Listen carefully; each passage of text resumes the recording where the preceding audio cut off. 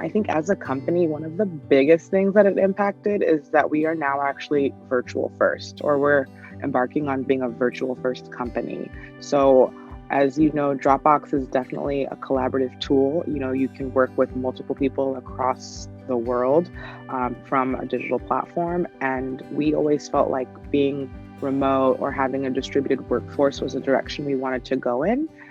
But with COVID, it was like we were forced into this experiment, and the experiment went well.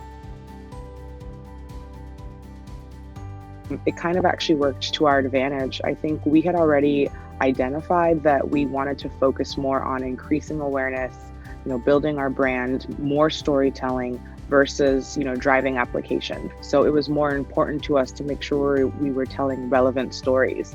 And I think one of the biggest changes for us was we had to kind of scrap our planned editorial calendar. At the beginning of the year, we think about all the stories that we want to tell each month.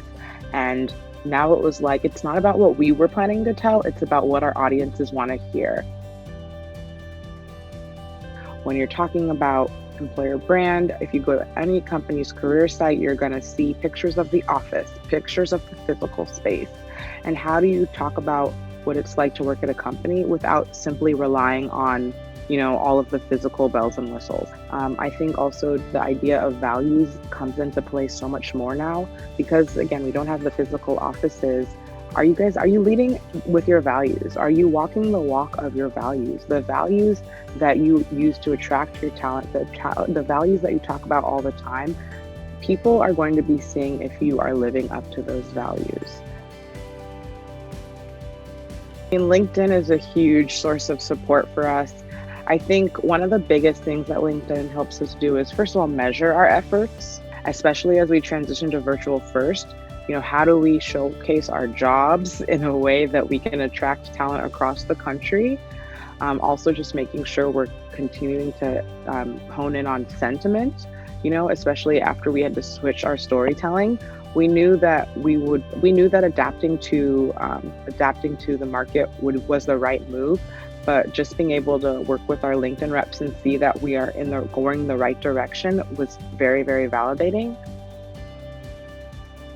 Part of what I'm really excited about for Virtual First is that our team is really excited to reimagine the recruiting process.